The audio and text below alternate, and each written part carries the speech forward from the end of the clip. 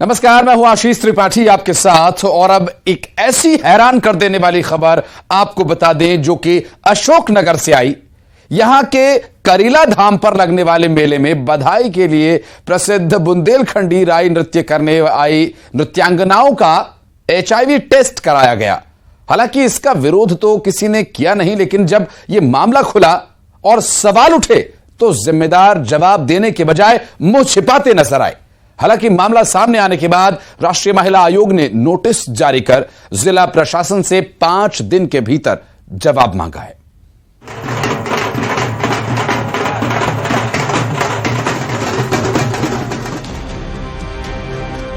रंग पंचमी के मौके पर अशोकनगर के करीला में हर साल भव्य मेला सजता है और इस मेले में लाखों की संख्या में लोग पूरे देश से आते हैं। दरअसल करीला में जानकी माता का मंदिर है और कहा जाता है कि भगवान राम से अलग होने के बाद माता जानकी इसी स्थान पर रुकी और उन्होंने लव और कुश को यहीं जन्म दिया।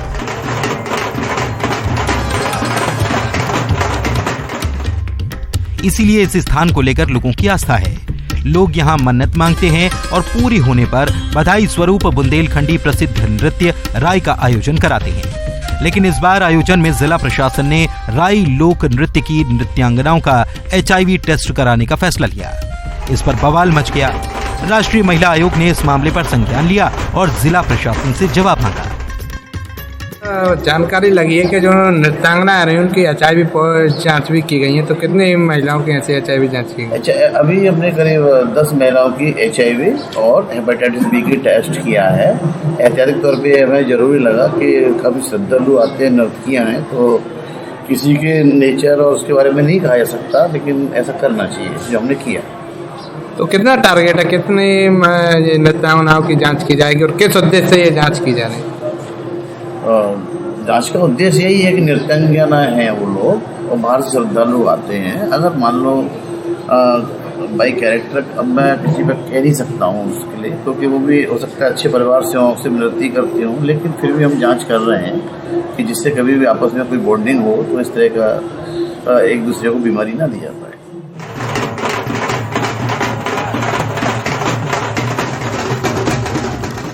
बता दें कि करीला में लगने वाले मेले में आम लोगों के साथ कई हस्तियां पहुंचती हैं और रंग पंचमी के दिन ही करीब 10 से 15 लाख लोग यहां दर्शन करने आते हैं। इसकी पूरी तैयारी जिला प्रशासन ही कराता है।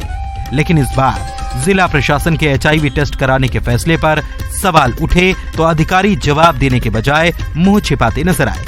लेकिन जिला स्वास्थ्य अधिकारी ने माना कि 10 लोगों का टेस्ट किया गया। आपको बता दें कि करीला के मेले में हजारों की संख्या में नृत्यांगनाएं बधाई नृत्य करने आती हैं और सिर्फ बधाई नृत्य ही उनकी आजीविका का साधन है।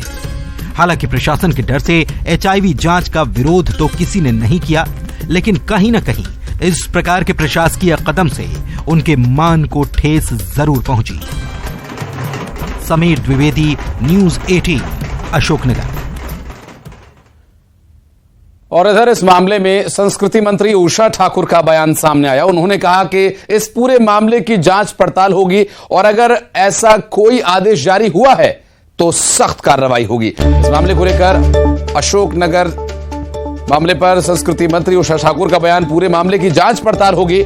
उनका यह कहना कि अगर इस तरह का कोई आदेश जारी किया गया होगा तो इस पर कार्रवाई की जाएगी। ये अपराध है और अक्षम्य है। अशोकनगर में CMHO का एक आदेश लगातार सुर्खियों में है, जिसमें ये कहा गया है कि वहां पर करीला मेला है और उससे पहले जो भी नृत्यांगनाएं उनका HIV टेस्ट कराया जाएगा। इस वक्त हमारे साथ संस्कृति एवं पर्यटन मंत्री उषा ठाकुर जी, उन्हीं से बात करेंगे। मैम, HIV टेस्ट कराने की बात कही गई है, जो नृत्यांगनाएं करीला मेला में पहुंचेंगी राई नृत्य करने वाली, ये आदेश किस तरीके से है? आपको लग रहा है कि ऐसा आदेश नहीं निकाला जाना चाहिए था? अभी मैं विधानसभा से छूटी हूँ, मैं जिलाधीश से बात करूँ, उस घटना की सच्चाई तक पहुँचूँ कि उसके पीछे सत्य क्या है, उसके बाद आपके साथ। मैम, अगर ऐसा आदेश निकाला गया और अगर इसमें सत्यता है तो क्या कार्रवाई होनी चाहिए? यदि किसी की भी निजता भंग होती है और वो जिलाधीश से बात करने के बाद तय करते, तो मैम इसमें कोई कार्रवाई? मैं अभी जाके बात करूंगी, इसके बाद आपसे बात करूंगी। अपराध अगर होता है तो अक्षम्य है या नहीं? भाई अपराध हुआ है तो अक्षम्य है। और भारतीय जनता पार्टी का शासन किसी को माफ नहीं करता। जी, तो बिल्कुल उन्होंने ये कहा है कि अगर ऐसा कोई अपराध हुआ है तो अक्षम्य है और भारतीय जनता पार्टी की सरकार ऐसे अपराध करने वालों को कभी माफ नहीं करती। ऐसे में तय है कि अगर ऐसा कुछ हुआ है, जांच पड़ताल होगी तो सख्त एक्शन जरूर लिया जाएगा। कैमरामैन मनीष सेंगर के साथ रंजना दुबे, न्यूज़ 18 भोपाल। तो ये आखिर विषय कहां से शुरू हुआ और कैसे इस पूरे मामले में नृत्यांगनाओं के HIV टेस्ट कराए जाने की बात शुरू हुई और क्या वाकई HIV टेस्ट हुए हैं, और अगर हुए हैं तो क्यों हुए हैं और किसके आदेश पर हुए हैं, ये एक गंभीर विषय अभी, और पूरे मामले में कई गंभीर सवाल खड़े हो रहे हैं। दरअसल इस मामले को लेकर संस्कृति मंत्री ने भी कहा कि अभी तक ऐसी कोई आधिकारिक तौर पर जानकारी नहीं मिली है, लेकिन यदि ऐसा हुआ है तो इस पर जांच कराई जाएगी और जिन लोगों ने भी इसके लिए आदेश दिए हैं या जिनके आदेश पर ऐसा कराया गया है, वो पूरा विषय जांच के दायरे में आएगा और सख्त कार्रवाई की जाएगी।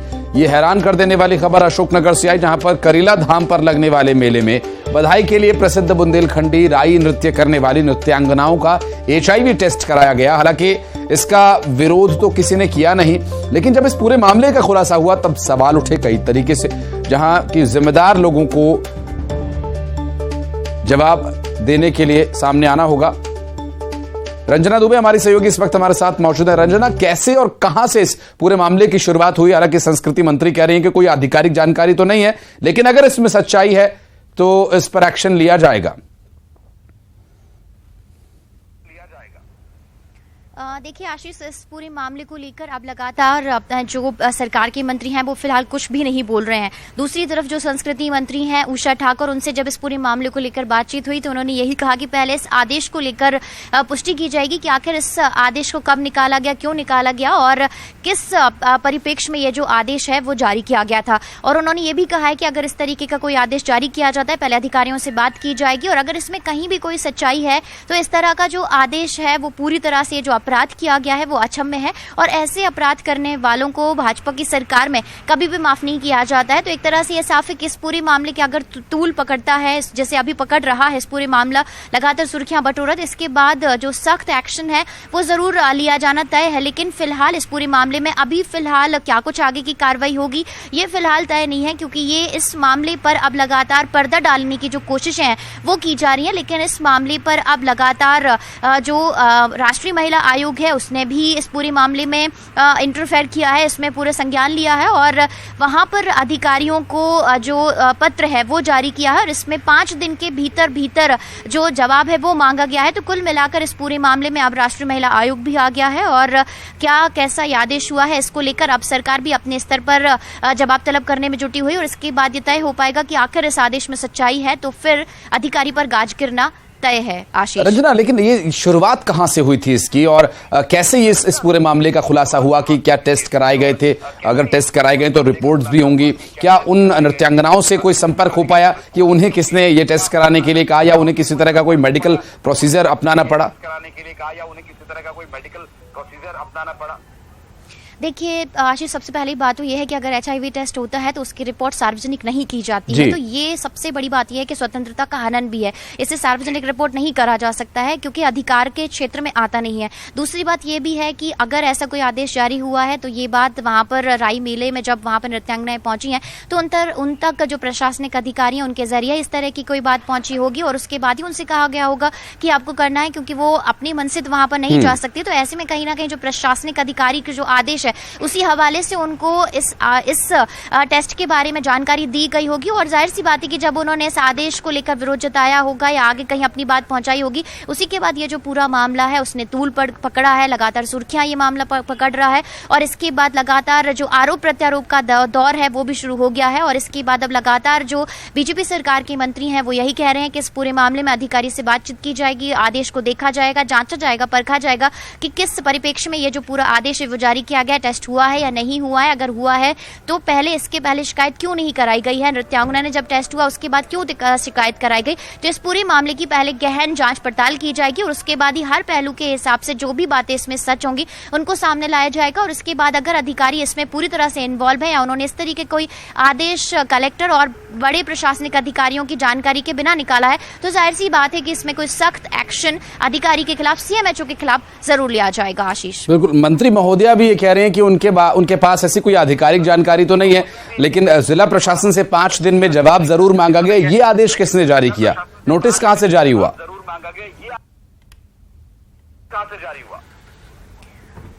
फिलहाल नोटिस की कॉपी तो नहीं हमारे पास आशीष, लेकिन ऐसा कहा जा रहा है कि राष्ट्रीय महिला आयोग ने इस तरीके का जो आदेश है, जो पत्र है, वो जरूर जिला प्रशासन के अधिकारियों को भेजा है, उनसे जवाब तलब किया है। लेकिन अगर मध्य प्रदेश में राज्य महिला आयोग की बात कर ली जाए तो इस तरीके का कोई आदेश, कोई पत्र उनको जारी नहीं किया गया है, क्योंकि फिलहाल मध्य प्रदेश में जो राज्य महिला आयोग है वो अभी फिलहाल जो अध्यक्ष और सदस्य उनकी टीम भंग है, मामला कोर्ट में चल रहा है। तो ऐसे में यहाँ से कोई आदेश जिला प्रशासन के अधिकारियों को नहीं, महिला आयोग की तरफ से ये जो आदेश है वो जारी किया गया। महिला आयोग के आदेश पर क्या जवाब रंजना और कब तक दिया जा सकेगा, ये भी देखने का विषय होगा। आपसे अपडेट लेंगे तब। बहुत शुक्रिया फिलहाल के लिए आपका इस पूरे मामले पर जानकारी देने के लिए। और इधर इस पूरे मामले में मंत्री महोदय का जो बयान आया उसके बाद हमने आपको प्रतिक्रिया सुनवाई की, उन्होंने क्या कुछ कहा।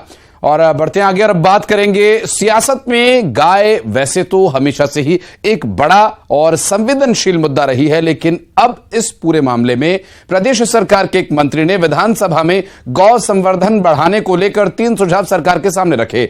मंत्री हरदीप सिंह डंग ने रतलाम के जावरा में एक कार्यक्रम में बताया कि उन्होंने विधानसभा में यह मांग की है कि जो गाय पालते नेता हैं उन्हें ही चुनाव लड़ने का अधिकार दिया जाए। इतना ही नहीं, जो किसान गौपालन करते हो उन्हें ही जमीन खरीद बिक्री करने के लिए जरूरी जो काम है वो कर सकते हैं, उन्हें ही इसकी छूट होनी चाहिए। साथ ही ऐसे में कर्मचारी जिनका वेतन 25,000 से ज्यादा है उन्हें अनिवार्य रूप से 500 रुपए की राशि गौशालाओं को देने के लिए बाधित किया जाए।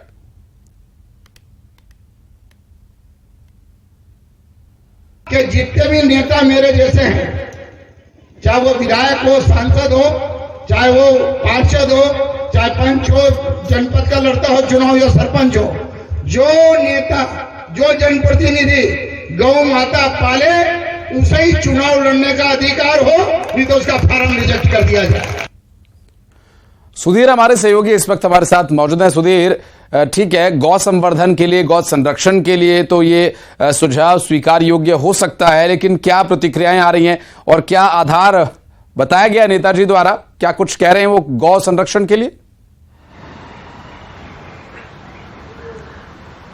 देखिए, नेताजी मंच पे जब थे तब वे काफ़ी जोश में थे और उन्होंने गौ संवर्धन के लिए जो बातें कही वो वाकई उन्होंने ये बात कही है कि यह सब बातें मैंने विधानसभा के पटल पर रखी है, जिसे मान्य किया जाना चाहिए। लेकिन बड़ा सवाल यह है कि क्या आम जनता जिसकी उन्होंने बात की है, सरकारी कर्मचारियों की जिसकी बात की है, जिनकी सैलरी 25,000 से ज़्यादा है, उनके 500 रुपये अनिवार्य तौर पर काटे जाए, तो क्या सभी सरकारी कर्मचारी उनके इस बयान से ताल्लुक़ रखेंगे, उनके इस बयान से कितना इत्तेफाक रखेंगे?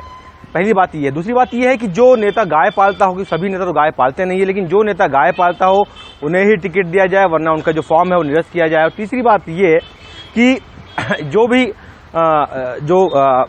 किसानों के संदर्भ में जो कहा कि किसान खरीद बिक्री तभी करेगा जब उसके पास गाय होगी, तो किसान तो लगभग सभी गाय रखते ही हैं।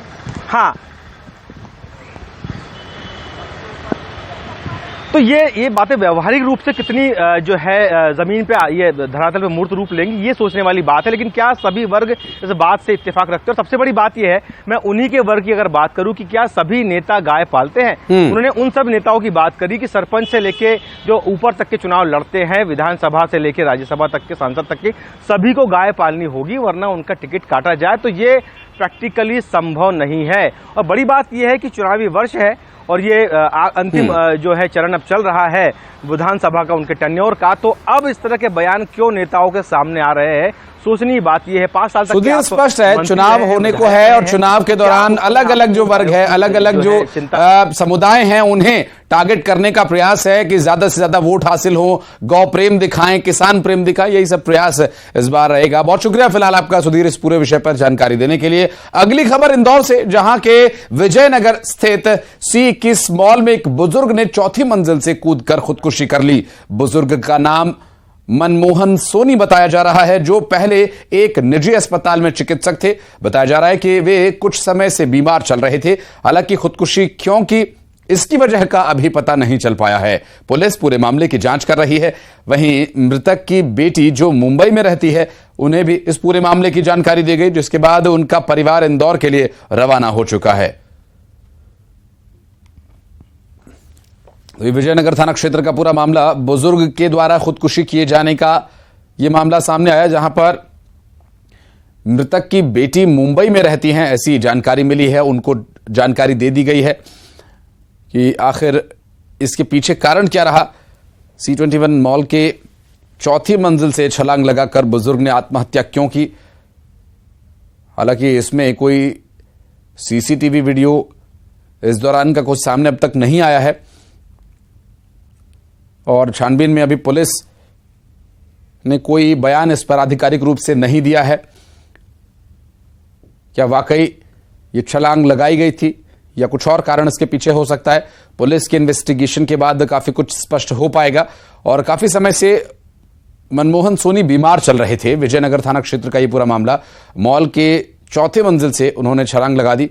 हालांकि विजयनगर पुलिस इस पूरे मामले की जांच में जुटी है और उनकी बेटी जो मुंबई में रहती है, उन्हें इसकी जानकारी दे दी गई है। अरुण, क्या कुछ घटनाक्रम था, आखिर बुजुर्ग ने क्यों छलांग लगाई, क्या कुछ जानकारी मिल पा रही है इसके बारे में?